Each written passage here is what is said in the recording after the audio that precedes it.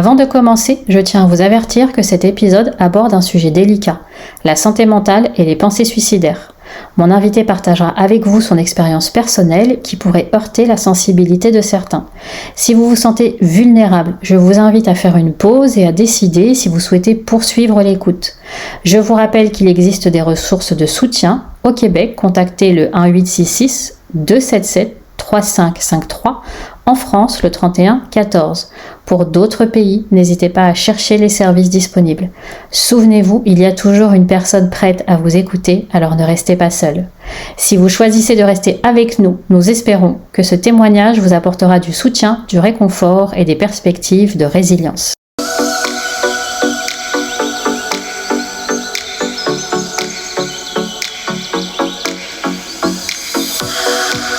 Si vous écoutez ce podcast, c'est que vous êtes à la recherche de solutions naturelles pour mieux vivre avec Parkinson. Je suis Tiffany Rossato, naturopathe, aromathérapeute et créatrice du premier podcast francophone dédié à la maladie de Parkinson au naturel. Une fois par mois, seul ou accompagné d'invités, je vous donne rendez-vous pour vous partager mes connaissances de naturopathe, donner la parole aux personnes atteintes, à leur entourage, ainsi qu'aux professionnels du bien-être et de la santé globale. À travers des conversations intimes et authentiques, ma mission avec ce podcast est d'explorer la réalité de la vie avec Parkinson et vous offrir des ressources pour prendre soin de vous naturellement.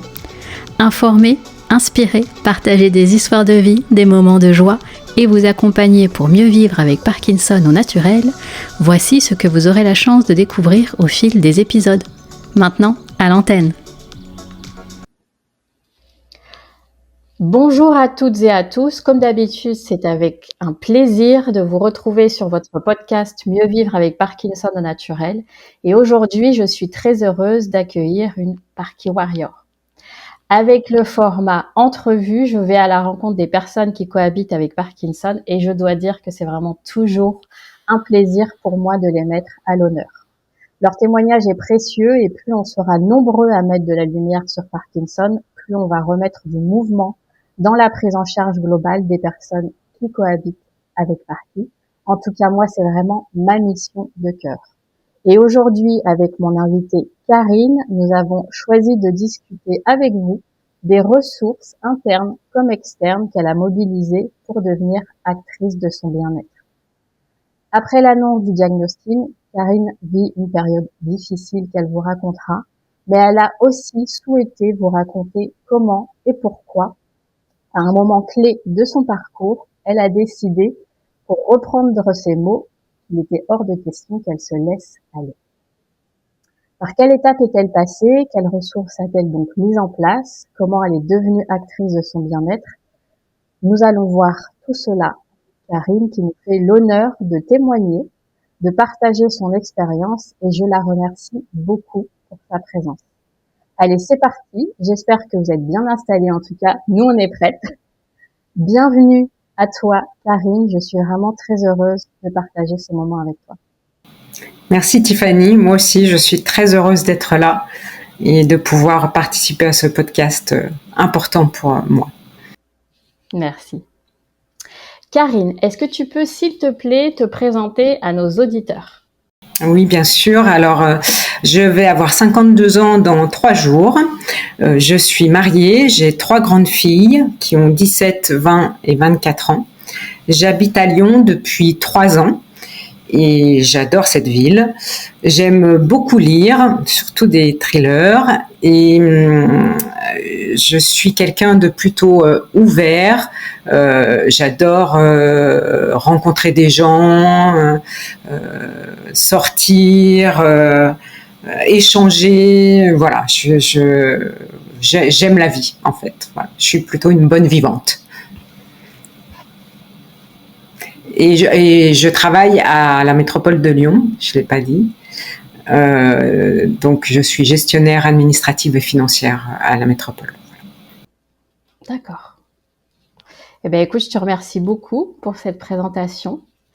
Je te propose de plonger petit à petit dans l'épisode et pour qu'on comprenne bien, ton parcours et comment tu en es arrivé là où tu en es aujourd'hui. Est-ce que c'est OK pour toi de faire un petit retour en arrière pour comprendre comment Parkinson s'est immiscé dans ta vie. Bien sûr, oui, sans problème. On peut peut-être commencer par l'apparition des premiers symptômes. Comment ça s'est manifesté chez toi, Karine? Alors moi, en fait, les premiers symptômes sont apparus en août 2023, donc l'année dernière. Ça fait 1 an. Et par la rigidité de mes doigts. En fait, j'ai remarqué au travail, quand je tapais sur le clavier, que c'était plus aussi fluide qu'avant. Et quand je voulais bouger mes doigts, en fait, j'arrivais plus très bien de la main droite par rapport à la main gauche. Et comme j'avais eu 50 ans et que j'avais décidé de prendre soin de moi, mes enfants étant grands, je suis allée voir le médecin, je lui en ai parlé et lui a pensé au canal carpien. Donc voilà, il m'a pas fait faire d'examen spécifique et il m'a laissé repartir comme ça. Donc j'étais un peu dans le vide, on va dire. Mais je voulais pas garder ma main handicapée. Donc j'ai consulté plusieurs médecins et j'ai fini par trouver un médecin du sport qui m'a prescrit un électromyogramme des membres supérieurs. Voilà. Et donc, parallèlement à la rigidité des doigts, aussi, mon écriture devenait complètement illisible. Au début, j'écrivais, mes phrases étaient cohérentes, et à la fin, en fait, c'était plus qu'une ligne, quoi. Donc voilà, c'est vraiment les premiers symptômes que j'ai eus pour la maladie, quoi. Enfin, à ce moment-là, je savais pas que c'était la maladie, mais voilà. Et juste peut-être pour préciser pour les gens qui ne connaissent pas l'électromyogramme, du coup, c'est qu'on va aller vérifier finalement l'activité électrique du muscle. Voilà, tout à fait. Pour voir s'il y a un défaut électrique, entre guillemets, à ce niveau-là. Exactement. Et donc ça, il m'a prescrit l'électromyogramme au mois de septembre et j'ai réussi à avoir un rendez-vous avec ma neurologue, avec une neurologue fin octobre, qui m'a fait l'électromyogramme et qui m'a dit bonne nouvelle, l'électromyogramme est normal. Donc j'ai dit super et tout. Et puis elle m'a dit mais bon, si c'est pas mécanique, c'est neurologique. Et elle m'a fait faire des petits tests de marche, de comment on dit, de réflexe ou oui, voilà, réflexe, tout ça. Et puis du coup, après, elle m'a dit bon, on va faire des examens complémentaires, donc scanner, IRM et DaTscan. Et à ce moment-là, je lui ai demandé à quoi elle pensait, et elle m'a dit manque de dopamine dans le cerveau. Et moi, j'ai pas du tout associé ça à la maladie de Parkinson. Je savais pas du tout que c'était ça. Et elle m'a dit la bonne nouvelle, c'est qu'on va se revoir. Je trouvais pas que c'était une bonne nouvelle, mais ok. Et elle m'a laissé partir comme ça. Et bien sûr, je suis sortie de son cabinet, j'ai tapé sur internet manque de dopamine dans le cerveau, et là, maladie de Parkinson. Donc le ciel m'est tombé sur la tête. Et s'en est suivi un long parcours du combattant pour faire alors déjà tous les examens qu'elle avait demandé. Donc à chaque fois, les examens étaient bons. Donc ça me rapprochait un peu plus inexorablement du diagnostic final, on va dire. Et j'ai réussi à obtenir un DaTscan que j'ai fait à Genève, parce qu'en France, à Lyon, ils n'avaient pas de place avant fin février, début mars. Donc, du coup, à Genève, j'ai eu mi-décembre le DaTscan. Et ils ont envoyé le résultat à la neurologue, qui était partie 3 semaines en vacances, donc qui ne m'a pas donné le diagnostic immédiatement. Et c'est mon mari qui a été obligé de faire le forcing pour pouvoir obtenir le diagnostic, et c'est lui qui a lu que j'avais la maladie de Parkinson et qui m'a appelé au travail. Voilà. Donc autant dire que c'était un petit peu dur. Voilà. La première fois quand elle t'a dit, elle t'a parlé de dopamine, la neurologue, Mhm. donc tu dis tu es allée sur Google pour taper et c'est là que tu Mhm. as Mhm. initié. Est-ce qu'elle t'avait expliqué un petit peu ce que c'était la dopamine? Pourquoi est-ce Pas qu'elle du pensait tout. ça? OK. Absolument pas. Je lui ai demandé, j'ai dit ah bon d'accord. Si elle m'a demandé si il y avait des maladies neurodégénératives dans ma famille, et je lui ai dit que non, je pensais pas en tout cas, enfin pas à ma connaissance. Et, euh, et du coup, je lui ai demandé s'il y avait un traitement, mais elle a à aucun moment mentionné la maladie de Parkinson, quoi. Et, euh, et je lui ai demandé s'il y avait un traitement. Et elle m'a dit oui, il y a un traitement qui se prend à heure fixe chaque jour. Euh, et voilà. Et puis c'est tout. D'accord. Voilà, donc je suis ressortie comme ça. Donc là, pour reprendre un petit peu le fil, là, tu te retrouves finalement en fait avec les résultats du TAT scan. Ouais. Que finalement, c'est ton mari qui t'annonce les Mmh. résultats. Ouais. Et la neurologue n'est pas là, hein, c'est ça. Présente, non. Elle est en vacances. Elle est en vacances, oui. Elle a laissé aucune consigne. Donc voilà. Et c'est le moment des vacances de Noël. Donc voilà, on passe Noël. Et donc elle m'appelle le 8 janvier pour me donner le résultat que j'avais déjà. Et là, je lui dis que j'aimerais la rencontrer au plus vite parce que j'ai vu des tas de choses sur Internet par rapport à la maladie de Parkinson qui sont effrayantes et que je veux avoir son avis et puis ce qu'il faut faire et les espoirs, les désespoirs, enfin toutes les informations possibles. Et là, elle me dit d'accord, donc rendez-vous fin février. Donc soit quasiment 2 mois après. Et je prends le rendez-vous et je raccroche et je me dis que je veux plus aller la voir, quoi. Donc qu'il faut que je trouve quelqu'un d'autre. Et voilà. Et là, c'est le deuxième parcours du combattant qui s'engage parce que pour retrouver un neurologue, même à Lyon, c'est compliqué. Parce que soit ils étaient overbookés, les neurologues, soit ils voulaient pas me prendre parce que j'avais déjà une neurologue. Et c'est par l'intermédiaire d'une amie que j'ai eu la chance de trouver un neurologue qui est super, qui m'a reçu immédiatement et qui m'a expliqué un peu voilà, la maladie et puis tout ce que ça pouvait engendrer, en me disant toutefois que chaque Parkinsonien était différent et qu'il ne pouvait pas me donner l'évolution exacte parce qu'il ne savait pas en fait. Donc voilà, mais il a été super, vraiment. Et, heureusement que je l'ai trouvé. Voilà.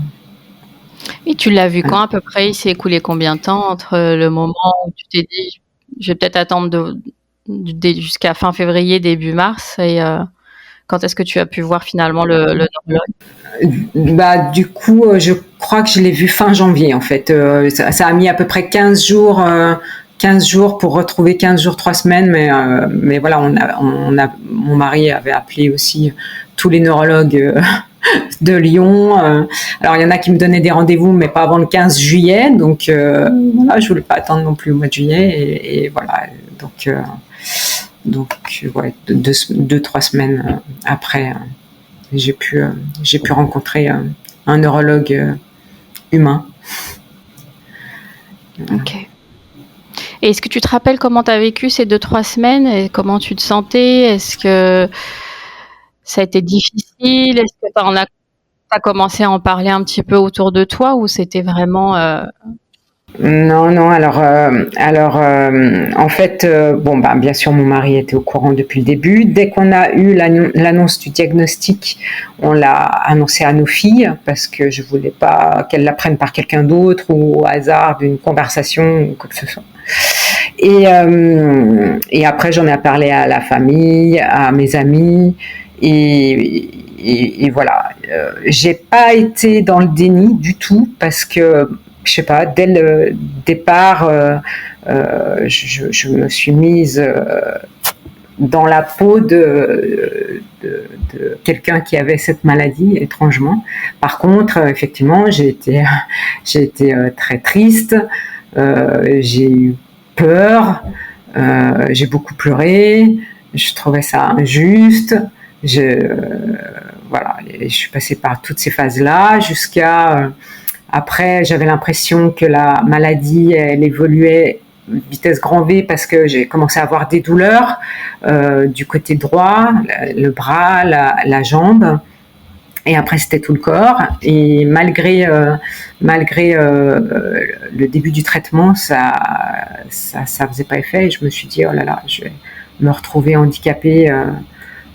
Dans 3 mois, je pourrais plus marcher, je pourrais plus rien faire. Et j'ai vraiment paniqué. Et au point d'en avoir des idées noires et avoir envie de me suicider. Oui. Ok. Voilà. Oui. C'est là qu'on se rend compte à quel point c'est important. Merci pour le partage que tu nous fais, qui est très intime. Merci pour ça, Karine.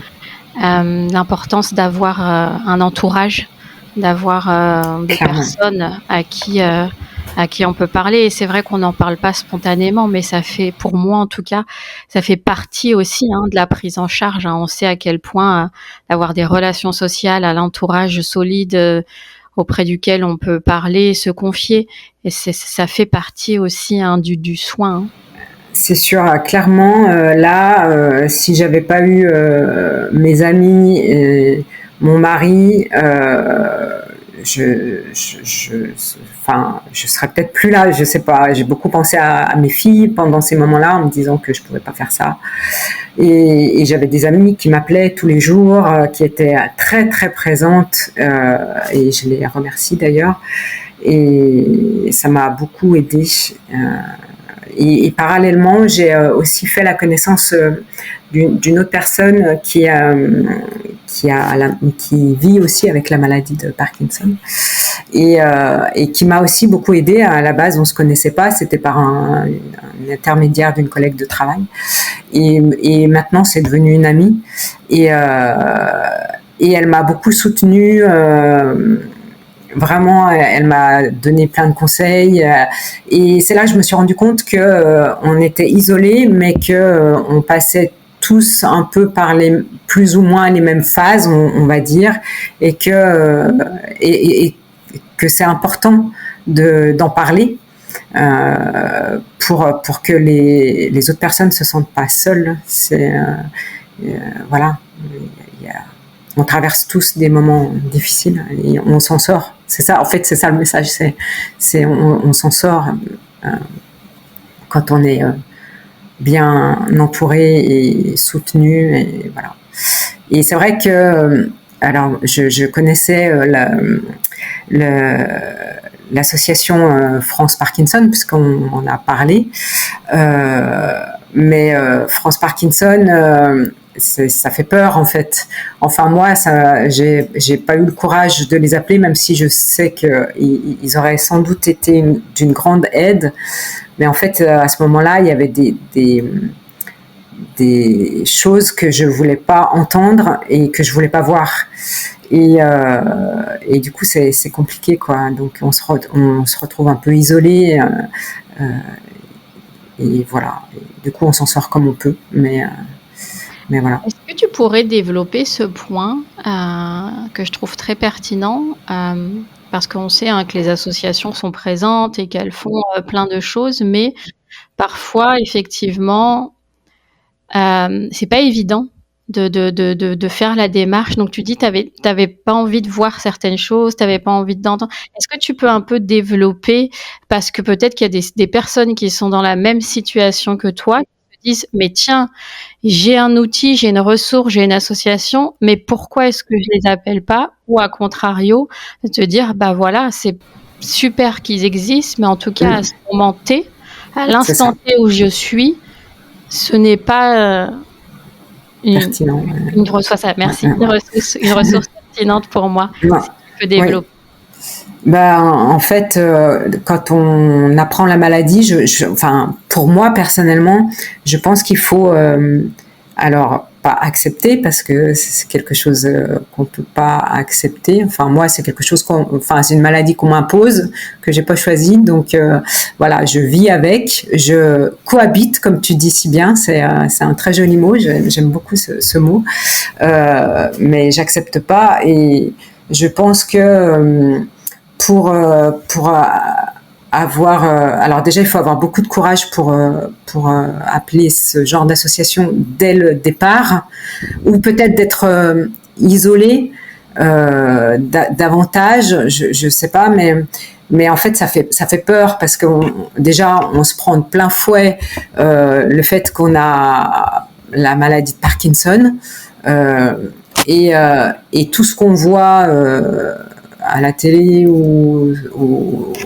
sur Internet, c'est effrayant. Et je pense, en tout cas pour moi, j'avais pas envie qu'on me mette face à cette réalité. J'étais pas prête face à cette réalité-là, quoi. Donc voilà, je me suis débrouillée un peu différemment, mais tu t'es écouté en même temps aussi. Je pense que c'est ça, hein, le message aussi que tu veux faire passer, c'est qu'il n'y a pas une seule façon de fonctionner, il n'y a pas une seule ressource qui va être valable pour tout le monde et c'est important. Non, c'est sûr. Alors, c'est vrai que j'ai aussi participé à une conférence sur Parkinson à Genève quand il y a eu la journée mondiale de la maladie.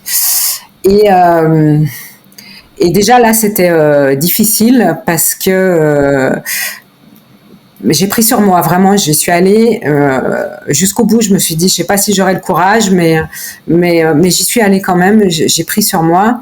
Et quand je suis arrivée là-bas, en fait, il y avait beaucoup de personnes âgées. Et c'est vrai que moi, à 51 ans, je me suis trouvée un peu... je me suis dit, mais qu'est-ce que je fais là, quoi ? Et pourquoi moi et voilà, alors il y a eu quand même, j'ai essayé de ressortir des points positifs quand même de cette conférence. Bon, alors bien sûr c'était très intéressant, il y avait des professeurs qui nous ont exposé les possibles pistes pour la maladie, enfin pour pas soigner, mais enfin pour que la maladie évolue moins vite. Ça, c'était très très intéressant. Et puis quand je voyais ces personnes âgées, le point positif qui m'est ressorti, c'est que la plupart, parce qu'en fait, en tout cas moi dans mon imaginaire, ou je sais pas comment on peut dire, Parkinson, pour moi, c'est les gens qui tremblent, qui ont des difficultés pour marcher. Et là, sur toutes les personnes qu'il y avait, il y en avait très peu, en fait, qui tremblaient vraiment, parce qu'il n'y a pas que cette forme-là. Et les personnes arrivaient à marcher. Il y a eu des activités où ils faisaient du tango. Enfin, c'était quand même très positif. J'ai rencontré une infirmière référente qui m'a écoutée et qui m'a rassurée en me disant qu'il y avait beaucoup de jeunes parkinsoniens aussi, que j'étais pas la seule, que juste ce jour-là, voilà, ils étaient pas là, ou ils étaient au travail, mais qu'on n'était pas les seuls, quoi. Et elle a été très empathique et prête à me donner un rendez-vous si je ressentais le besoin. Et juste le fait de savoir que potentiellement elle était là, voilà, ça m'a apaisée. Et voilà. Donc, mais c'est des démarches qui sont difficiles quand même à faire, en tout cas au début. Maintenant, j'arrive un peu à regarder certaines choses, à affronter un peu plus les choses, mais au début, c'est difficile. Ouais, donc du coup, ce que je comprends, c'est quand tu dis que ce qui est difficile, c'est potentiellement que tu sois mis face à une réalité que toi, tu imagines que ça peut devenir un futur potentiel que tu ne veux pas voir parce que déjà le présent est difficile. C'est ça, hein. Ok. Oui. C'est comme une projection que là, on n'est pas prêt à voir. Et d'autant plus que, comme les neurologues te disent que ils connaissent pas l'évolution, donc du coup, tu sais pas si cette projection-là, elle est pour dans 3 mois ou dans 10 ans, tu vois. Et c'est d'autant plus difficile. Je comprends. C'est vraiment, je pense, un pas à pas. Où est-ce que tu es rendu clairement. dans ta vie aussi quand la maladie se manifeste? Parce qu'aujourd'hui, on sait que souvent les diagnostics sont tardifs. Quand le diagnostic tombe, ça fait des fois 5, 10, 15 ans que la maladie est déjà là, qu'elle est en sommeil. Donc je pense qu'il y a tout ça, il y a toute cette réalité aussi qui arrive. Mais moi, souvent, il y a une phrase à laquelle je pense quand j'écoute des personnes qui cohabitent avec Parkinson, c'est accepter le diagnostic ne signifie pas accepter le pronostic. Et c'est là où vous avez votre panel, et c'est là où, et tu vois, quand tu mets en place les ressources dont on discutera après, je pense que c'est dans ce creux-là, ou en tout cas dans cette différence, que vous pouvez agir, que vous pouvez mobiliser. Et puis, alors, je sais qu'en francophonie, c'est encore pas très connu, mais moi, l'offre de services que je mets en place, c'est ça aussi. C'est effectivement, on sait que c'est une maladie neurodégénérative. On parle de plus en plus aussi de maladies neuroévolutives, justement pour montrer cette possibilité qu'il y a de ralentir en tout cas l'évolution de la maladie, et comment est-ce que on peut mettre en place des stratégies thérapeutiques modificatrices de l'évolution de la maladie. Et c'est là que plein de choses rentrent en compte, comme le sport, l'alimentation, bien sûr, la kiné que vous faites, la gestion du stress et des émotions. On sait que ça a une part très importante. Donc voilà, moi quand je t'entends, c'est ça aussi que j'ai envie de faire passer comme message, c'est que oui, le diagnostic, il est là, et c'est vrai que vous avez un énorme poids, ou enfin il y a une lourdeur, une charge mentale qui est de dire effectivement, on m'a donné ce diagnostic, mais je cohabite, je ne me définis pas complètement que à travers Parkinson. Et ça, c'est là où chacun va faire son chemin, où ça va être difficile, où il y en a qui vont le faire plus rapidement, d'autres qui vont le faire un petit peu plus longuement. Donc voilà, ne restez pas seul, et puis entourez-vous. C'est exactement ça, oui. Moi, j'ai décidé d'être actrice, comme je te disais quand on a préparé l'émission, et pas spectatrice, parce que je voulais pas. Pour moi, c'était hors de question qu'on m'impose cette maladie. Et c'est vrai que c'est important de mettre des choses en place. Après, on fait comme on peut. Et chaque personne est différente. Et comme tu dis, pour certaines personnes, ça prend plus de temps. Pour d'autres, c'est plus rapide. Mais c'est vrai que dès le départ, avant le diagnostic même, dès que j'ai commencé les examens, j'avais pris rendez-vous avec une psychologue. Moi, je suis accompagnée. Alors aujourd'hui, j'ai la bonne psychologue, mais j'ai quand même mis un peu de temps. Du coup, heureusement que je m'y suis prise à l'avance, parce que il a fallu quand même que je teste 3 psychologues avant de trouver la bonne. Mais c'est vrai que voilà, c'est important aussi de s'entourer. Et ça, c'est pareil. On est seul face à ça, en fait. On tâtonne. C'est pas toujours la bonne personne tout de suite. Et parfois, c'est difficile. Mais faut accepter que parfois, ce soit pas le bon, et qu'il faut aller voir ailleurs, quoi. Et voilà. Oui, puis moi je rajouterais, si tu me le permets, il faut s'autoriser. Bien sûr.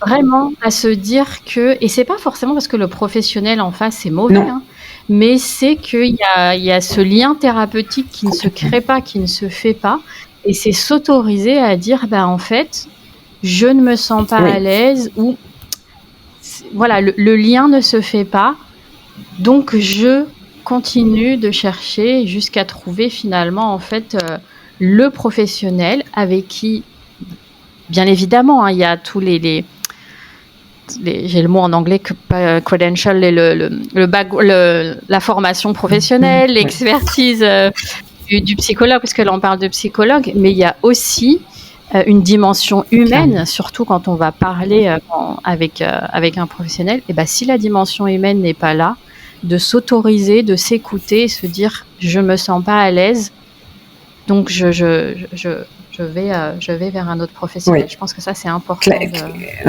Clairement, je suis entièrement d'accord avec toi. Moi, je t'avais parlé de ma kiné aussi, qui a été formidable, parce que elle a été là dans les moments où je tâtonnais, où je trouvais pas, et elle-même me disait, mais c'est vous la patiente, et c'est vous qui décidez pour vous.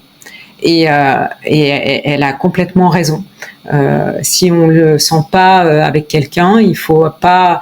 Alors c'est pas toujours facile. Moi, j'ai aussi.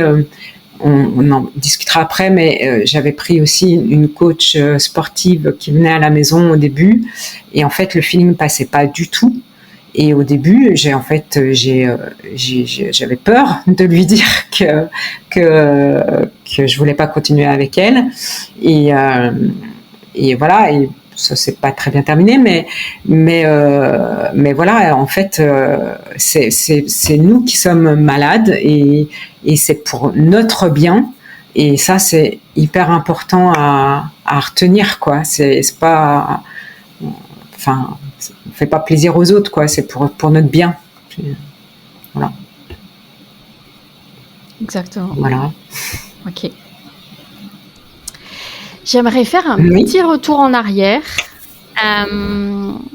Tu sais, je me rappelle quand on préparait justement l'épisode, tu m'as parlé de ce moment clé. On en a déjà un petit peu parlé, mais où tu sais, là, c'est hors de question que je me laisse aller. Est-ce que tu te rappelles où est-ce que tu étais rendu? C'était à combien de mois après l'annonce du diagnostic? Et est-ce qu'il y a eu quelque chose, ou est-ce que tu as senti... parce que pour moi, c'est déjà une force en soi de se dire, non, écoute, là, il est hors de question que je me laisse aller. Alors, en fait, en réalité, dès le départ, je voulais pas me laisser aller. C'est déjà pas dans ma nature, et c'était hors de question. Après, donc dès le départ, j'ai mis en place des tas de choses. Donc la psychologue, j'ai commencé à faire du sport tous les jours. J'ai fait de la sophrologie.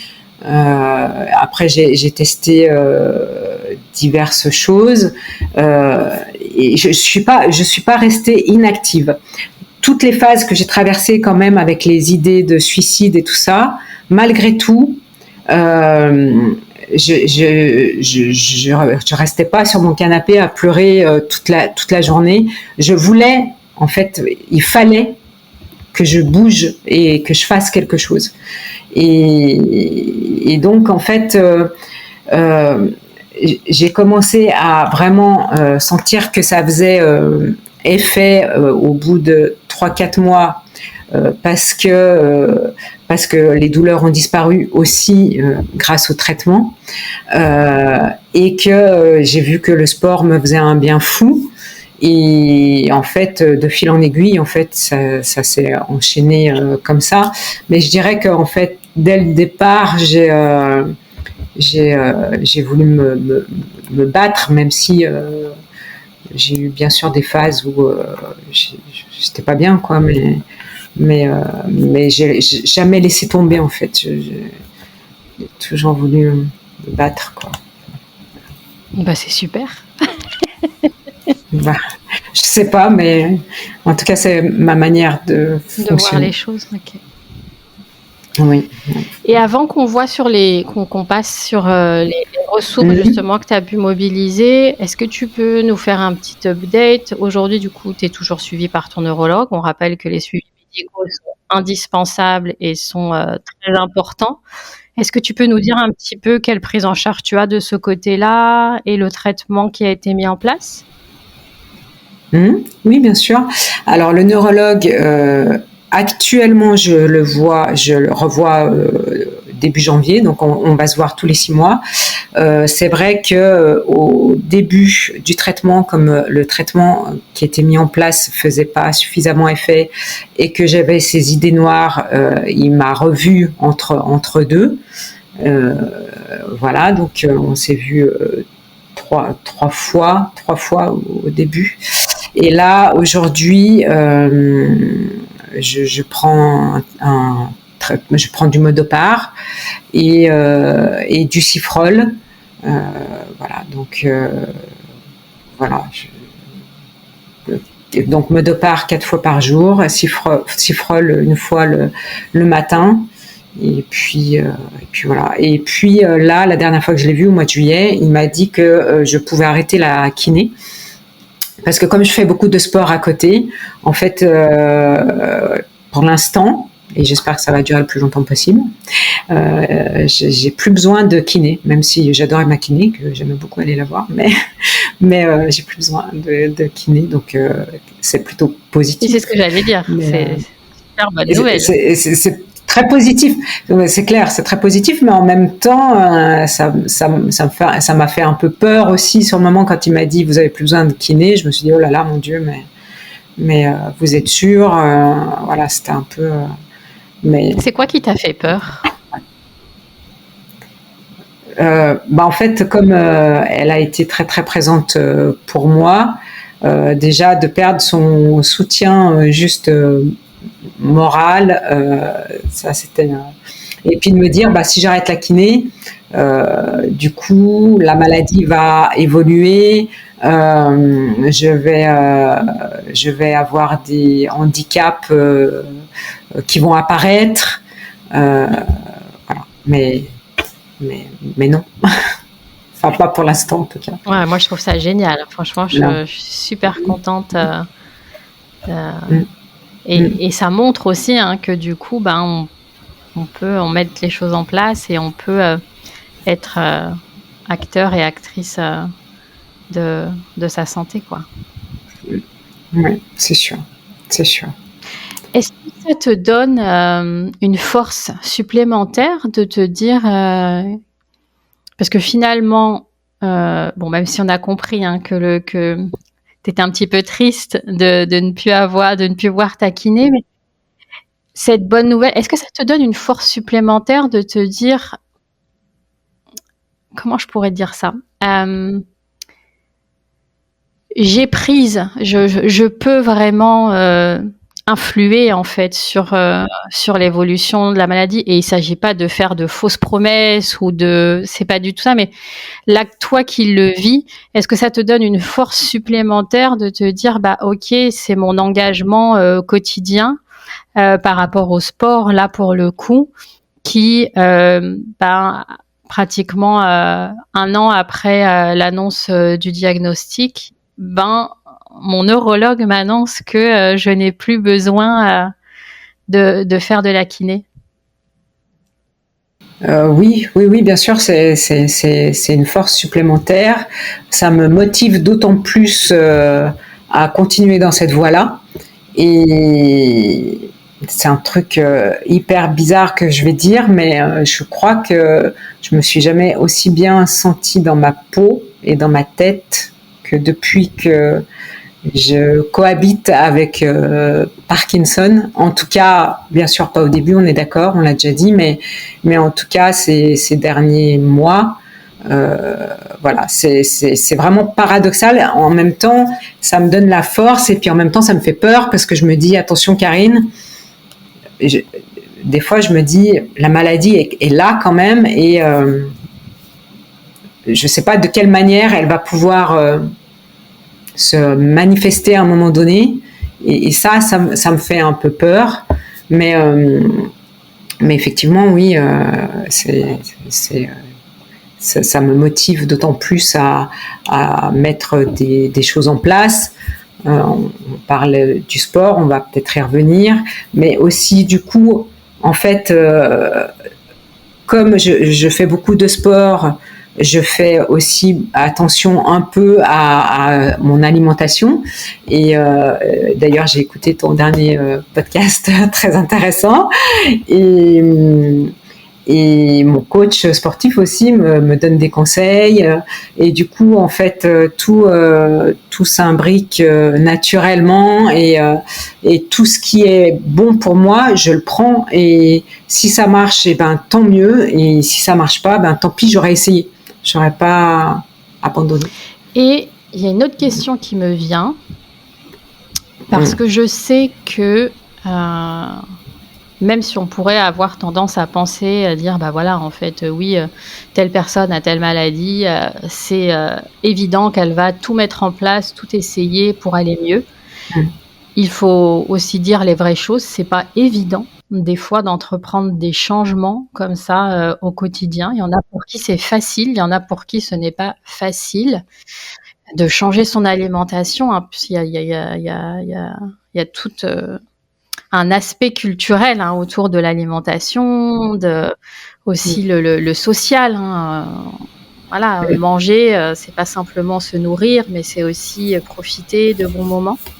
Le fait que toi, tu aies mis tout ça en place, donc là, on parle de sport, de l'alimentation, on y reviendra effectivement, plus l'accompagnement que tu fais à côté.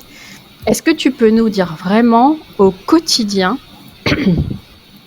quels sont les bienfaits? Qu'est-ce que tu vois? Peut-être en termes de mobilité ou en termes d'humeur, en termes de... Vraiment, tu sais, pour que les gens qui ont peut-être... Qui sentent cette envie, mais pour qui c'est difficile, et c'est vrai, c'est pas évident de mettre en place de changer son mode de vie. Est-ce que tu peux nous dire quels bienfaits, toi, tu notes vraiment dans ton quotidien? Alors, les bienfaits, ils sont multiples. Déjà, j'ai plus de douleur. Alors, c'est aussi bien sûr avec le traitement, on est d'accord, mais je bouge les doigts, j'écris normalement de nouveau. Et puis, je suis de meilleure humeur, vraiment. J'ai constaté ça récemment. Je me suis dit, mais je suis souvent de bonne humeur, alors qu'avant, je me rendais bien compte que j'étais un peu ronchon ou fataliste. Ou là, je suis plutôt positive et surtout, j'ai compris une chose qui est hyper importante, c'est qu'il faut profiter de chaque instant où tout va bien. Et ça, vraiment, je le vis pleinement. C'est vraiment mon leitmotiv maintenant, c'est profiter de chaque instant maintenant, parce qu'on ne sait pas de quoi demain sera fait, quoi. Et voilà, mais dans le quotidien, effectivement, je me sens plus légère, je m'attarde moins sur des choses qui sont pas importantes, et je me sens plus gaie aussi. Enfin, c'est bizarre, vraiment, parce que on pourrait croire qu'avec la maladie, on pourrait être triste tout le temps, mais j'ai pas envie de ça déjà. Et puis le fait, voilà, de faire toutes ces choses, le sport, tout ça, je pense que c'est un bienfait monumental que toute personne devrait faire. Mais après, on sait bien que dans la vie quotidienne, c'est pas toujours évident de tout allier, quoi. Donc, quand il y a les enfants, quand il y a le travail, quand il y a tout ça. Moi, aujourd'hui, j'ai décidé que la priorité, c'était moi, mais bien que j'en oublie pas ni mes enfants, ni mon mari, ni personne, mais c'est quand même vraiment important de prendre soin de soi, quoi. Et voilà. Moi, je trouve ça vraiment génial, quoi. C'est vraiment...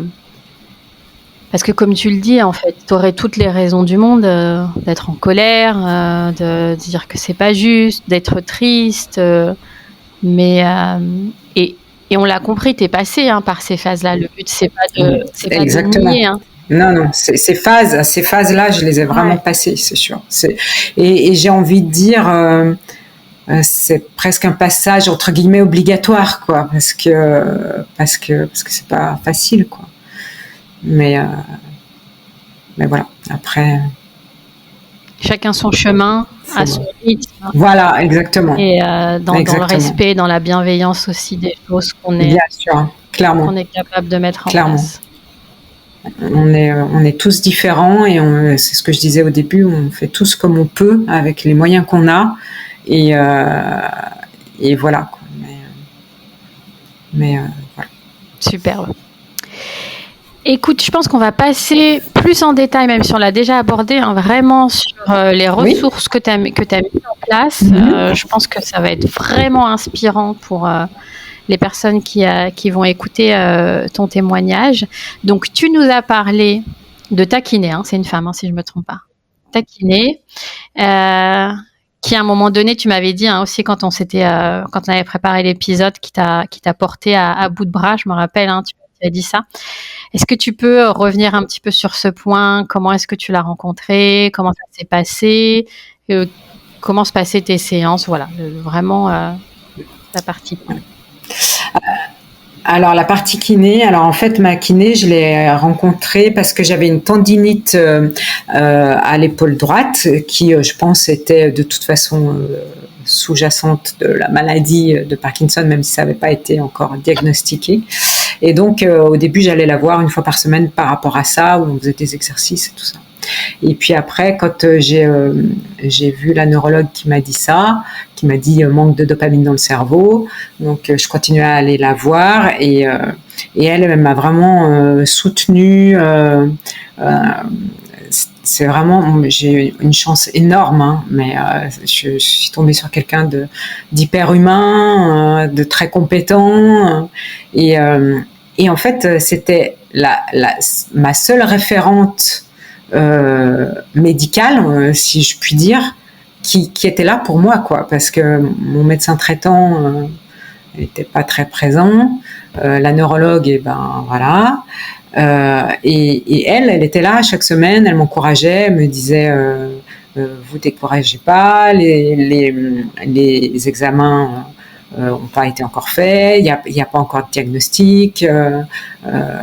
Elle m'a vraiment, à chaque fois que je sortais de chez elle, j'étais reboostée, quoi. Je me disais mais elle a raison, ça va aller.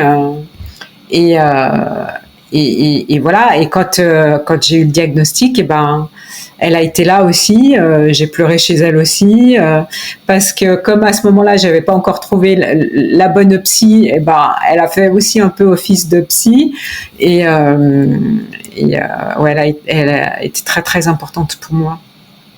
Vraiment, c'était ma seule référente. À un moment donné, je me suis vraiment sentie abandonnée par le corps médical, vraiment. Et elle était là, et c'était la seule. Voilà. Ouais, c'est pas toujours évident. Puis on sait que le système de santé aujourd'hui est pas évident.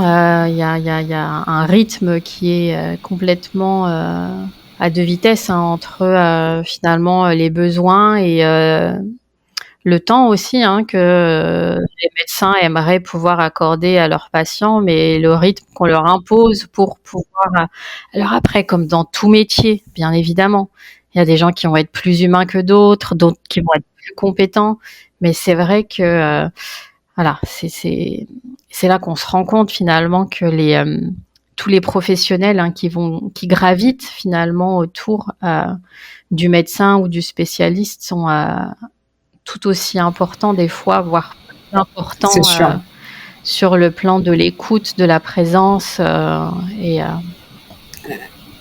clairement, et même par exemple mon neurologue qui est ultra compétent, hyper adorable, que j'apprécie beaucoup aussi, en fait lui ou même les autres, ils font leur métier, et très bien, et il y en a qui sont plus empathiques que d'autres, lui il l'est, mais Mais par exemple, il va pas te donner, il va pas te dire, ben que vous vous sentiez mieux, il faut aller voir un tel ou prendre rendez-vous chez une psy. Ou en fait, c'est à toi à faire un peu ton. Et c'est peut-être là où France Parkinson aurait été utile, sans doute, mais sinon, c'est à toi à faire ton réseau et trouver les professionnels qui te conviennent et avec les ressources que tu peux mettre en place pour toi. Et ça, c'est compliqué aussi.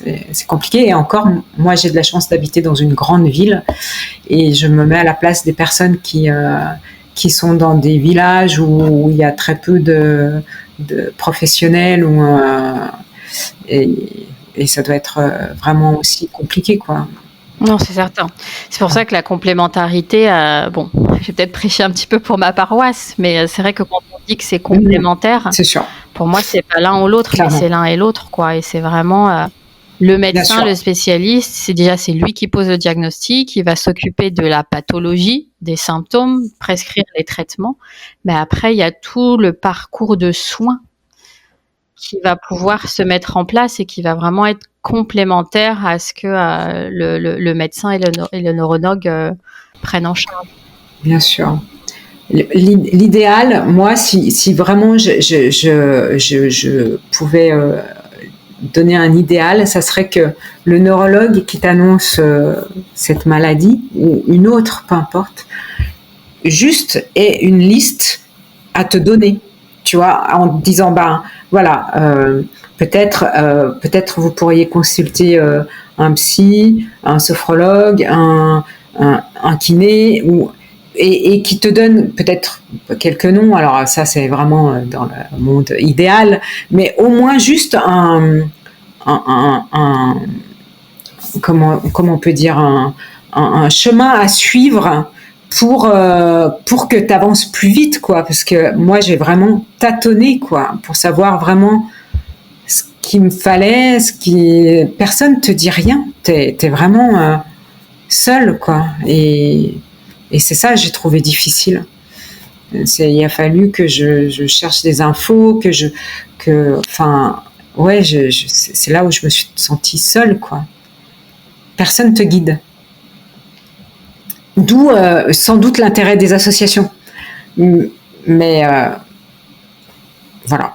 Oui, en fait, ce que tu dis, c'est avoir comme un espèce de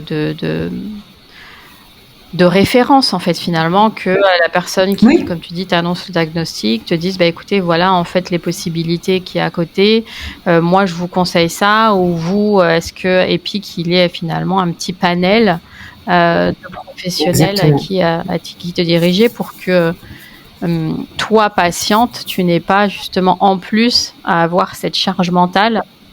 Exactement. C'est exactement trouver des professionnels. Et puis, il y a aussi de plus en plus aussi des professionnels qui vont se spécialiser dans un trouble en particulier. Et ça fait aussi toute la différence. C'est sûr. Je prends l'exemple même de la kiné. Je sais alors c'est pas une obligation, mais je sais qu'il y a certains kinés qui ont fait une spécialisation en plus Parkinson. J'ai même vu, je crois que c'est sur France Parkinson que j'ai vu une sophrologue qui apparemment s'est aussi spécialisée dans les maladies neuroévolutives. Donc, s'il y a des professionnels de la santé qui nous entendent, un petit message. Non, mais c'est sûr que j'imagine bien que France Parkinson, ils ont vraiment toutes ces références-là. Et je pense que voilà, si on peut, il faut les contacter. Mais voilà, la démarche n'est pas facile. La démarche n'est pas facile. Et puis des fois, ça peut être un proche aussi peut-être qui fait la démarche. Ça peut être aussi une possibilité. Oui, on m'a proposé. Voilà. Mon mari m'a proposé, j'ai des amis qui m'ont dit si tu veux on appelle pour toi et tout et en fait moi à chaque fois je disais non parce que je veux que ce soit moi qui le fasse. Enfin j'ai une espèce, je sais pas si c'est de la fierté ou de me dire c'est moi qui fais la démarche, c'est moi qui dois avoir le courage de faire ça. Et du coup j'ai toujours refusé, mais effectivement des fois, c'est plus facile qu'un proche le fasse pour nous, bien sûr. Oui, c'est un peu comme, Qu'il voilà, fasse un peu le filtre. exactement, où il tend la main et puis après, la Ouais, personne la récupère. Des fois, c'est cette main tendue dont on a besoin et qui va nous permettre de faire bien sûr. de faire le pas suivant. Mais dans tous les cas, moi, je pense que c'est vraiment très important aussi de s'écouter et de prendre le temps de faire les choses. Et mieux vaut des fois que ça prenne peut-être un peu plus de temps, mais qu'au moins, quand la personne le fait, ok, c'est sa décision et donc du coup, ça va lui Bien permettre d'aller sûr. au bout de la démarche. C'est sûr. Ok. C'est sûr. Tu faisais des séances à quel rythme et est-ce que tu peux nous raconter à quoi ressemblaient les séances avec ta De kiné, avec la kiné. Alors, donc c'était une fois par semaine, une demi-heure. Et donc au début, c'était par rapport à la tendinite, donc voilà. Et puis après, quand on a eu le diagnostic, elle m'a fait faire des petits exercices de mobilité. Et puis, comme j'avais pas mal de douleurs, elle essayait de me masser les membres et, et voilà. Et on parlait beaucoup. On parlait beaucoup. Et Donc voilà. c'est vraiment intervenir sur la rigidité musculaire et puis Oui, maintenir c'est ça. le tonus aussi Oui, musculaire. oui, Ok. oui. Bon, eh ben, je pense qu'on a compris qu'elle a été vraiment, vraiment importante pour toi et Ouais. puis C'est clair. qu'elle a participé à l'amélioration de ton C'est bien-être. sûr. Est-ce qu'on peut dire ça comme De ça? mon état. Ouais, c'est sûr. Oui, clairement. Ok. Clairement. Il y a une autre professionnelle que tu vois, une sophrologue. Je pense que ça serait Oui. intéressant aussi que tu nous partages ton expérience. Peut-être que des personnes ne connaissent pas du tout et que ça va les inspirer. Au contraire, peut-être qu'il y a des personnes qui ont entendu la sophrologie mais qui se disent mais qu'est-ce que c'est et quel bienfait ça va m'apporter. Donc moi j'aime toujours un peu remettre du contexte pour que les gens vraiment comprennent et après libre à chacun et chacune d'aller compléter l'information, mais voilà, moi je pense toujours à autonomisation et compréhension. Fait que simplement pour faire une mise en contexte, en fait sophrologie ça vient du grec ancien sos qui veut dire harmonie, phrène qui veut dire conscience ou esprit, et puis logia, c'est toujours le vocable grec pour étude ou science. Donc finalement, l'étude, la science de l'harmonie de l'esprit. Ça a été créé dans les années 60 par un neuropsychiatre colombien, Alfonso Caicedo. Et en fait, alors dans la pratique, ce que j'ai envie de dire, puis tu me diras c'est juste. En fait, c'est des techniques de relaxation physique et mentale qui vont être basées sur la respiration et donc la relaxation musculaire et aussi ce qu'on appelle la visualisation positive. Et ce que je trouve pertinent de dire, c'est que quand on fait les séances de sophro, notre cerveau vraiment, il passe dans un état qu'on appelle sophroliminal. C'est-à-dire que quand on est en conscience normale, en communication comme toi et moi maintenant, notre cerveau il va fonctionner sur les ondes bêta. Et quand on fait les séances de sophro, il va vraiment passer des ondes bêta aux ondes alpha. Et du coup, en fait, on est vraiment, alors on a conscience de tout ce qui se passe, mais on est vraiment dans un état de relaxation physique et mentale qui nous permet d'être un peu dans un état modifié de conscience et donc d'avoir encore plus conscience de son corps, mais aussi de son monde intérieur. Et donc c'est aussi le but d'aller chercher les ressources.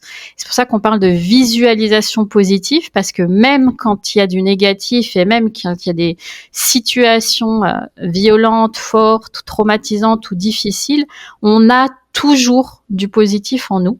Et c'est ce que la sophrologie va aller chercher. Donc, alors c'est sûr que le point de départ, le ou la sophrologue et son consultant se mettent d'accord sur la problématique, la thématique qui va être travaillée pendant la consultation. C'est un peu ce qu'on appelle l'alliance thérapeutique. Et après, il y a 3 phases clés. Il y a ce qu'on appelle la sophronisation de base viventielle. Donc ça, c'est pour vraiment permettre au corps de se relâcher.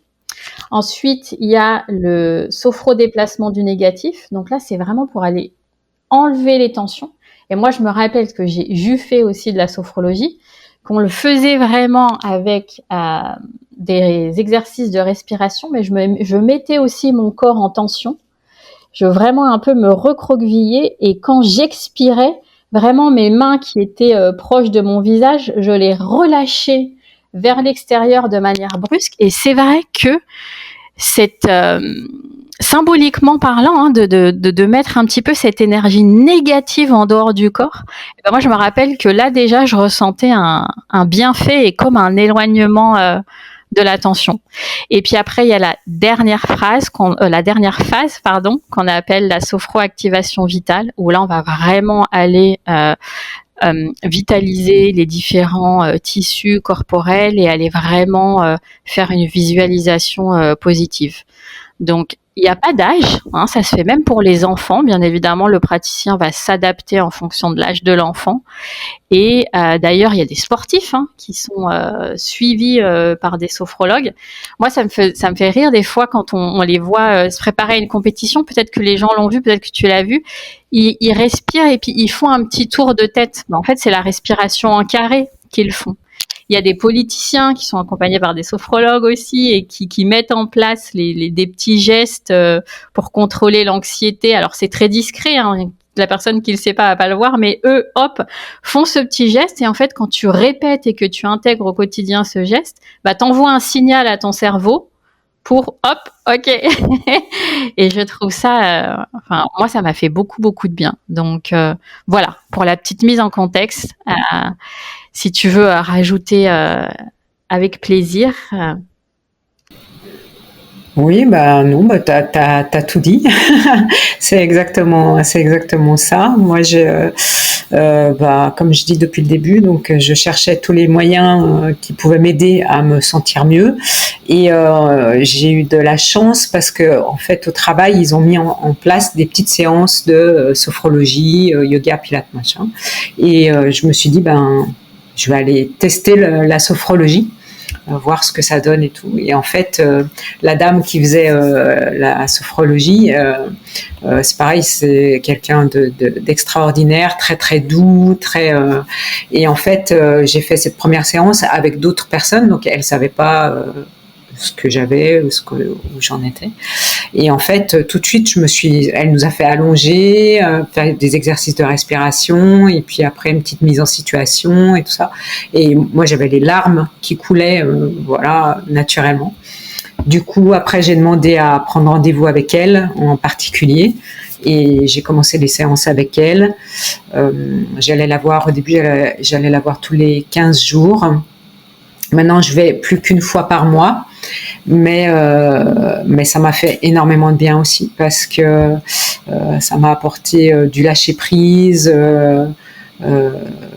et puis oui, comme tu dis, quand on contracte les muscles et tout ça et qu'on relâche d'un coup, déjà juste là on sent les énergies négatives qui s'en vont, quoi. Enfin, et ça m'a fait énormément de bien. Et c'est pareil, j'ai de la chance parce que j'ai trouvé quelqu'un de très bien tout de suite. Donc, les séances, elles durent combien de temps environ, Karine ? 1 heure. 1 heure. Donc, donc quand j'arrive, on fait un petit débrief de ma situation, de ce que j'ai envie de dire, de ce que j'ai envie d'exprimer. Après, on fait les exercices de respiration. Et puis après, je m'allonge sur un fauteuil et là, on détend tous les membres un à un. Et puis après, la mise en situation positive. Alors souvent, quand on discutait, elle me demandait un lieu où je me sentais bien ou un endroit que j'avais envie d'aller visiter. Et puis en fait, elle faisait ses séances par rapport à ça. Mais effectivement, très souvent, le cerveau, il se met un petit peu en en demi-sommeil et j'arrivais pas jusqu'au bout, alors que j'aurais bien voulu entendre jusqu'au bout, mais j'étais tellement détendue et partie loin que j'arrivais pas jusqu'au bout de la séance. Par contre, quand elle disait que c'était terminé, bim, mon cerveau, se réveille et c'est assez impressionnant. Ouais, je confirme. C'est très chouette la sophrologie. Oui, en plus, c'est vrai que je l'ai pas dit, mais la sophronisation, c'est accompagné par la voix de la personne. Donc, en fait, tu te cales sur sa voix, le son de sa voix. Et au départ, pour la détente, on y va un petit peu par partie du corps. On commence par la tête, les épaules, le haut du corps. Et puis, on descend comme ça, petit à petit. Donc, et puis très souvent, elle m'avait enregistré des audios aussi, et comme j'avais beaucoup de mal à dormir, très souvent, hop, je mettais mon casque sur les oreilles le soir et j'écoutais et j'étais partie. Ça m'endormait. Est-ce qu'il y a quelque chose que tu veux rajouter sur la sophrologie ? Non, pour moi c'est tout. Bon, super. Et après, il y a une autre ressource dont on a déjà parlé, mais dont on va revenir, c'est le sport. Donc, est-ce que tu peux nous dire quel sport tu pratiques, à quelle fréquence, quel bienfait tu en retires ? Alors le sport, grande histoire, parce que moi je suis pas du tout sportive à la base. Alors j'ai toujours fait un petit peu de sport tout au long de ma vie pour m'entretenir, un petit peu de danse, de zumba.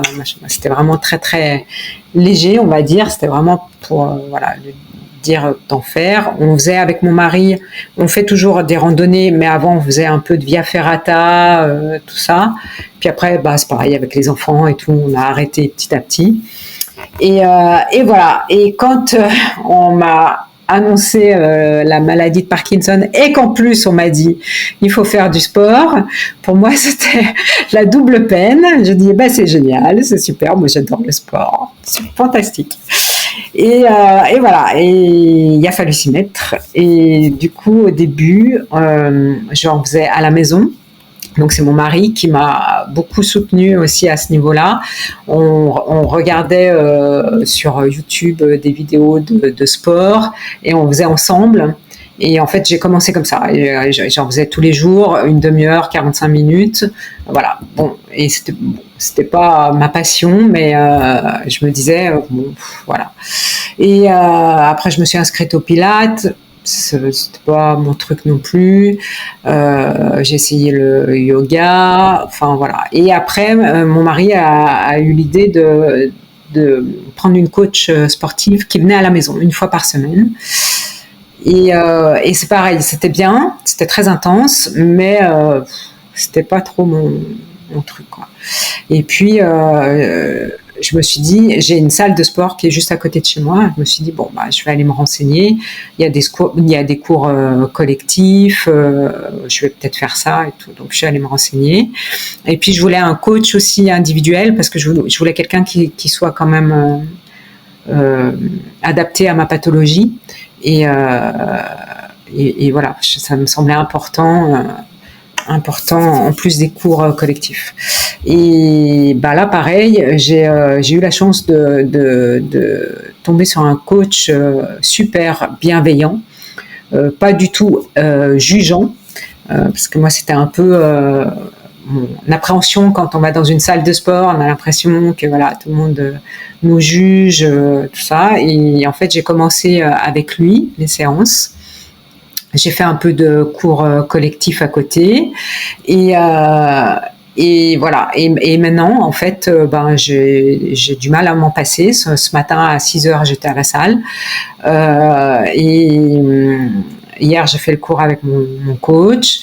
Et voilà. Et je fais à peu près... j'en fais beaucoup. Je fais minimum 3 fois par semaine. Des étirements tous les jours.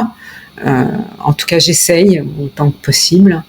Et voilà. Et maintenant, j'aime ça. C'est un truc de fou, quoi. Parce que ça, c'est pareil. On m'aurait dit ça il y a 2 ans en arrière. J'aurais dit, mais n'importe quoi. Et là, j'ai décidé de me mettre un petit peu à la course à pied.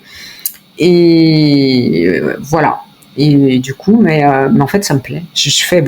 Maintenant, je fais beaucoup de machines en salle, plus que les cours collectifs finalement. Mais aussi parce que j'ai eu le coach qui m'a expliqué un peu les machines et qui a dédiabolisé un peu tout ça. Et voilà. Donc, course à pied, ça c'est ça, c'est ce que tu vas faire c'est ce que je mets en place, actuellement. Ça pour le cardio, l'endurance. Et après, quand tu fais les séances, tu vas vraiment faire c'est de la musculation en fait que tu fais, c'est ça? Alors, on fait du renforcement musculaire. Alors, au début, on était parti sur tout ce qui était équilibre, mobilité et souplesse. Parce que quand j'ai commencé, il m'a fait faire des tests et il m'a dit, il m'a pas dit tout de suite, il m'a dit après. Il m'a dit il y a pas longtemps, il m'a dit franchement, c'était pas bon du tout quoi. Et voilà, donc on a commencé là-dessus et puis petit à petit, moi je me suis prise au jeu et maintenant on fait beaucoup de renforcement musculaire et du cardio et voilà, et du stretching. Oui, parce qu'on sait que l'équilibre, des fois, indépendamment de la personne et aussi depuis quand le diagnostic a été posé, ça peut être problématique. Il y a des risques de chute aussi, mais finalement, le fait de faire du sport et de travailler cet équilibre, parce qu'en fait, il se déplace un petit peu vers l'avant, et puis parfois, il y a aussi une posture un petit peu qui s'installe, qui fait que il peut y avoir cette perte d'équilibre ou les risques de chute. C'est ça. Alors, on travaille aussi beaucoup la posture parce que moi, ça me tient à cœur parce que effectivement, je me suis toujours tenue un petit peu voûtée et ça m'a toujours un peu complexée avant de savoir que aussi ça faisait partie du lot. et ça, c'est quelque chose qui me tient à cœur parce que voilà, physiquement, c'est pas esthétique et je me suis dit c'est un peu bête, mais je me suis dit, c'est pas la maladie qui va décider de ma posture. Donc c'est moi qui veux me tenir droite et que ce soit joli. Et voilà. Donc avec le coach, on travaille beaucoup la posture aussi. Et c'est vrai qu'au tout début, les tests, quand on les a faits, c'est par rapport à l'équilibre, tu disais, et il me faisait marcher tout bêtement sur une ligne, les yeux fermés. Et en fait, je déviais du côté droit, mais vraiment beaucoup, alors que j'avais vraiment pas l'impression. Et là, ce matin, j'ai refait le test toute seule et j'ai l'impression que ça va beaucoup mieux. Et vendredi, on va faire le test ensemble, comme ça, il me dira. Mais c'est très important, oui, l'équilibre. Ah, tu me diras. Je suis curieuse de voir ce que va donner le test. Ouais. Ah ouais. J'ai beaucoup d'espoir. J'y crois à fond. Je suis sûre que j'ai fait beaucoup de progrès en souplesse aussi. J'avais perdu énormément en souplesse. Et c'est pareil, je croyais que c'était à cause de l'âge. Mais en fait, voilà. Et le fait de la travailler et tout, j'ai beaucoup gagné en souplesse. Et ouais, je suis très contente. Je suis très contente de ça, en réalité. Oui, puis au-delà en fait des bienfaits physiques, je veux dire, l'activité physique, elle a plein d'autres effets sur le mental, sur l'humeur. Sur l'humeur, clairement. La motilité intestinale, on sait que c'est aussi un des troubles de santé associés à Parkinson. L'activité physique va être très bonne pour la motilité intestinale. La circulation de la lymphe aussi, avec les déchets, les toxines à éliminer, pour le sommeil. C'est sûr. Donc vraiment, ça a des bienfaits sur finalement tout un panel de symptômes dont on voit pas, parce que c'est vrai, comme tu le disais au départ, souvent quand on pense Parkinson, on pense simplement au tremblement, mais il y a tout un tas de symptômes moteurs, non moteurs qui sont associés. Et là, vraiment, le sport, ça fait vraiment. Il y a des études d'ailleurs qui ont été faites, qui font vraiment partie des stratégies. Pour le coup, modificatrices. Là, tu as un gros impact, un réel impact sur l'évolution de. Clairement, oui. Et je pense que si aujourd'hui je vais aussi bien, c'est aussi grâce à ça, grâce au sport. Et ça, c'est pareil, j'aurais jamais cru le dire un jour, quoi. Et en plus, Mais- tu aimes ça et et en en plus, plus, tu y prends du en plus, plaisir. je prends du plaisir, j'aime et alors c'est presque addictif, donc faut faire attention parce que par exemple maintenant quand je pars en vacances ou quoi que ce soit, euh, je- pour moi c'est hyper important de savoir qu'il va y avoir une salle de sport pas loin. Et si je reste 2 3 jours sans faire de sport, je suis pas bien. Et je voudrais pas qu'après la culpabilité de pas en faire prenne le pas.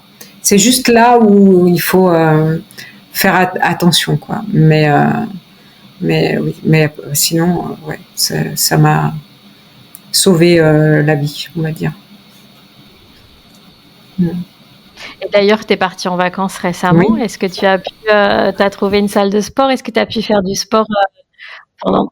Ouais, alors c'était très très compliqué parce qu'en plus on bougeait beaucoup, on avait des Airbnb, des hôtels et tout ça machin, et je me suis toujours arrangée en fait. J'avais pris mon élastique, j'ai un élastique avec moi où mon coach m'a donné des exercices à faire et tout. Et du coup, quand il y avait pas de salle, je faisais les exercices avec l'élastique. Et puis sinon, il y a toujours, t'as toujours un endroit pour faire des étirements ou tout ça. Mais ouais, c'est vrai que maintenant, c'est important. C'est devenu aussi le point à faire attention quand on part en vacances. Ou alors, en début d'été, je suis partie une semaine à la plage avec ma fille et bah, c'est pareil, j'avais mon élastique et puis il y avait la plage, donc j'allais un petit peu courir, faire des randonnées. Après, il y a toujours moyen de bouger, mais ouais, c'est indispensable maintenant. Est-ce que tu penses que c'est tout ce que tu as mis en place qui t'a permis aussi, bon, c'est vrai qu'on n'en a pas parlé en préparant l'épisode, mais là, j'y pense pendant notre discussion, qui t'a permis aussi de faire le voyage que tu as fait récemment et donc de pouvoir bouger, de subir un décalage horaire, hein, mine de rien. Pour le corps, c'est quand même aussi pas évident pour les personnes qui n'ont pas de troubles particuliers. Euh, Oui, oui, oui. Bah, déjà, sans la maladie, je serais pas partie. Parce que c'était une opportunité qui s'est présentée et je pense que si j'avais pas été malade, j'aurais dit oh non, j'y vais pas, j'irai dans 3 4 ans plus tard, pas maintenant, c'est pas le moment. Puis en fait, on se rend compte que voilà, c'est le moment maintenant. Donc voilà, ça c'était, c'est sûr que c'est la maladie. Après, j'étais très inquiète par rapport au traitement, comment ça allait se passer justement avec le décalage horaire. J'en avais parlé avec mon neurologue qui m'a dit vous calez tout de suite, vous essayez de vous caler tout de suite sur l'horaire du pays dès que vous arrivez. Et en fait, ça s'est très très bien passé. Euh, voilà, un peu le stress de pas avoir les médicaments sous la main et tout, mais c'était le premier du coup grand voyage avec la maladie, mais ça s'est bien passé, bien géré. Donc voilà. bon, super. On arrive plus ou moins vers la fin de l'épisode, Karine.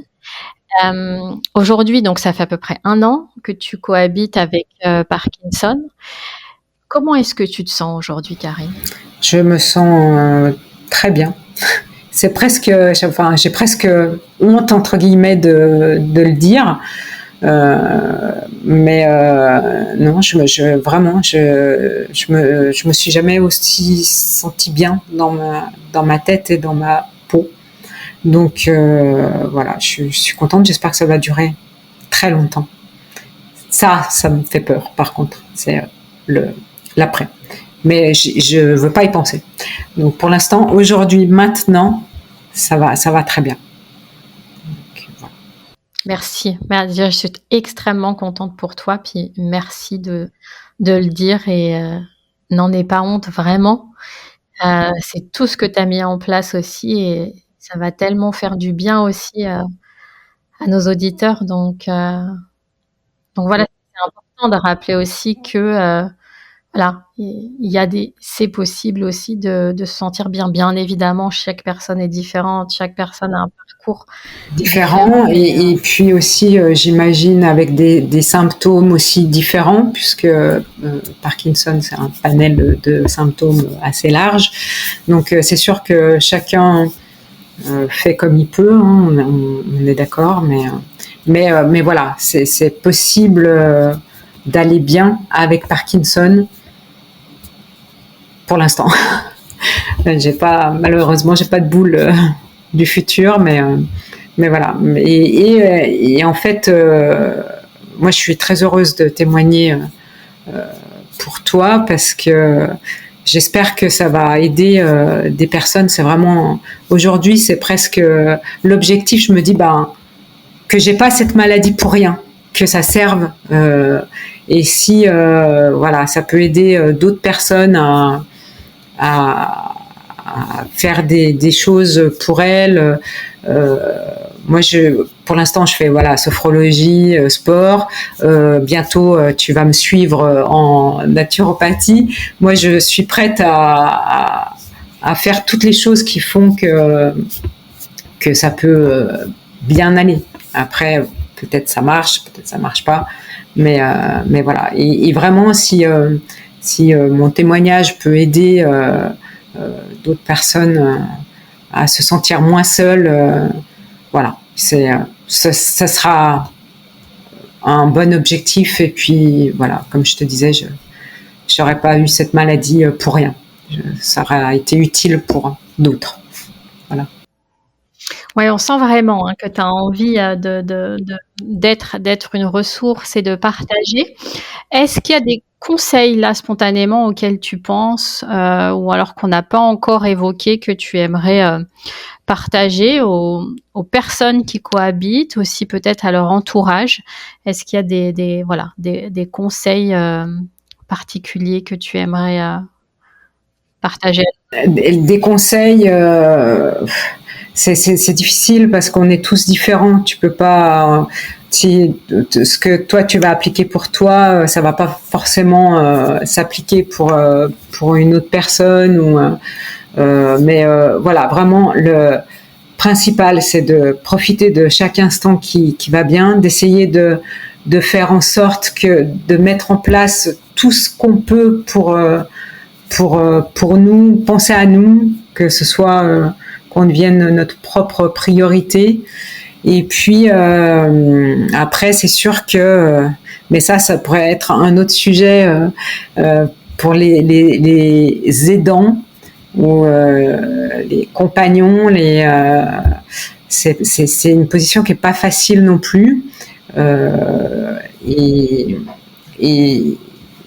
voilà. Et on pourrait en parler pendant longtemps, donc on va pas s'attarder sur le sujet, mais tu reviendras. Je reviendrai, voilà, exactement. Mais c'est vrai que voilà. En tout cas, merci. Enfin, je voulais remercier voilà mon mari, mes filles et tous mes amis, tous ceux qui ont été là vraiment pour moi et j'ai une chance énorme d'être très entourée. Ça me touche beaucoup. Voilà. On sent l'émotion et puis c'est parfait, c'est bien, effectivement, on l'a déjà dit, l'entourage, c'est capital, hein. Ils font partie du parcours de soins. Du bien-être, c'est sûr, ouais, c'est clair. Du bien-être. C'est clair. J'ai une dernière petite question pour toi. Est-ce que tu as des projets dans ta vie personnelle ou des projets particuliers dont tu aimerais nous parler. Oui, alors j'ai un projet dont je t'ai déjà parlé, je sais. Donc j'aimerais mettre en place mon propre podcast, voilà, pour partager mon expérience et voilà, pour comme on l'a dit tout au long de l'épisode, pour aider des personnes qui se sentent un peu isolées ou voilà, être un peu une personne ressource. Alors mon expérience n'est pas l'expérience du voisin ni de tout le monde, mais en tout cas, si ça peut aider à mettre en place des choses auxquelles on ne pense pas tout de suite, et ben voilà. Donc j'espère pouvoir sortir le premier épisode, mais comme je suis novice en la matière, ça prend un peu de temps, mais j'aimerais bien sortir le premier épisode au mois de novembre. Et voilà, ça sera vraiment juste un partage d'expérience depuis l'annonce du diagnostic jusqu'à toutes les étapes qui sont déroulées, voilà. Et voilà. Et ça, c'est mon projet. Et après, les autres projets, on verra au fur et à mesure. Super. Eh ben, moi, je suis convaincue que tu vas apporter beaucoup. J'ai hâte d'écouter ton premier épisode de podcast. Comme on se l'est dit, mais je pense que je l'ai dit aussi en début d'épisode. Moi,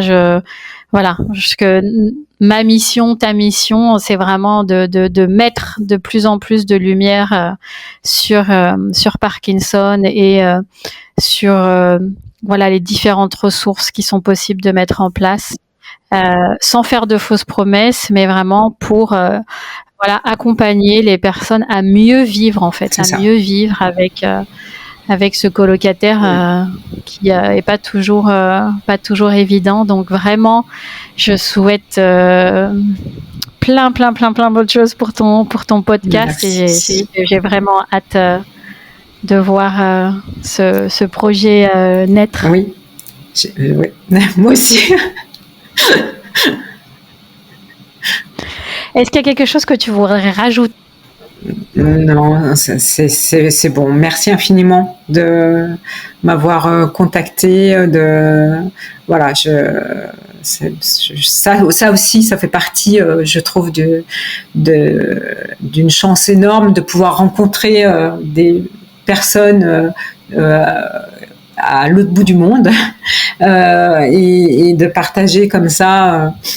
Moi, voilà, ça me porte tout ça, vraiment. Alors merci infiniment à toi. Merci à toi, merci pour ton investissement. Je sais que tu t'es beaucoup investi pour préparer l'épisode, et comme je sais que tu veux être une ressource, sache que là, moi j'ai eu le plaisir de voir que mon podcast était écouté dans une vingtaine de pays. Waouh, génial.